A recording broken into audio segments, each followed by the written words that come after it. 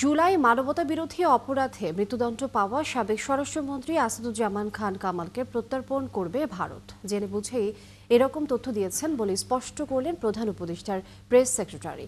এ নিয়ে পররাষ্ট্র উপদেষ্টা যাই বলুক না কেন, সাবেক স্বরাষ্ট্রমন্ত্রীকে ফিরিয়ে এনে বিচার করা হবে বলেও জানান তিনি।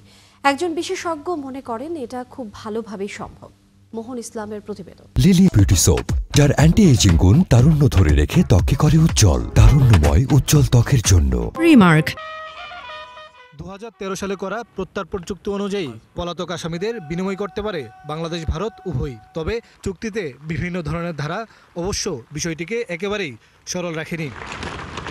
সম্প্রতি মানবতা বিরোধী অপরাধে মৃত্যুদণ্ড পাওয়া সাবেক স্বরাষ্ট্রমন্ত্রী আসাদুজ্জামান খান কামালের বাংলাদেশে প্রত্যর্পণ নিয়ে ফেসবুকে স্ট্যাটাস দেন প্রধান উপদেষ্টার প্রেস সেক্রেটারি শফিকুল আলম।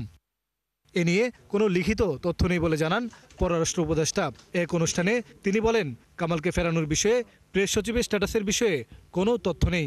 পরিবর্তন তো শুধু আমাদের দেশে নয়। তবে কিসের ভিত্তিতে কামালকে ফেরানোর কথা বললেন প্রেস সেক্রেটারি? এটা কি শুধুই একটি ফেসবুক স্ট্যাটাস, নাকি অন্তরালে ঘটছে অন্য কিছু?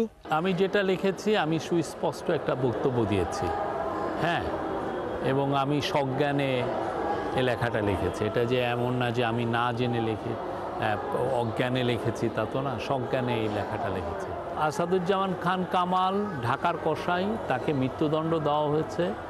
তার ব্যাপারে আমাদের সুস্পষ্ট অবস্থান আছে এবং আমরা আশা করি হি উইল বি এক্সট্রাডাইটেড। তিনি বলেন, গেল 15 বছরে গুম খুনের মতো ভয়ঙ্কর অপরাধের হোতা ছিলেন কামাল। ভয়ানক রকমের একটা খুনি, ঢাকার কসাই বললে কম হবে, হ্যাঁ, ভয়াবহ। আমি কসাই যারা প্রফেশনে, যারা এর চেয়ে বড় বুচার, মানুষের বুচারিং আর বাংলাদেশের হিস্ট্রিতে আর কয়টা আসছে? আমরা মনে করি যে যারাই খুনি, বাংলাদেশের মানুষের খুনের রক্ত যার হাতে, তারা সবাই এক্সট্রাডাইটেড হবে।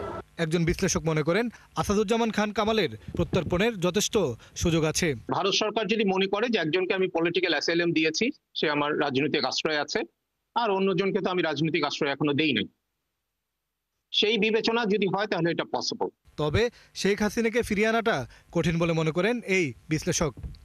মোহন ইসলাম, 71, ঢাকা।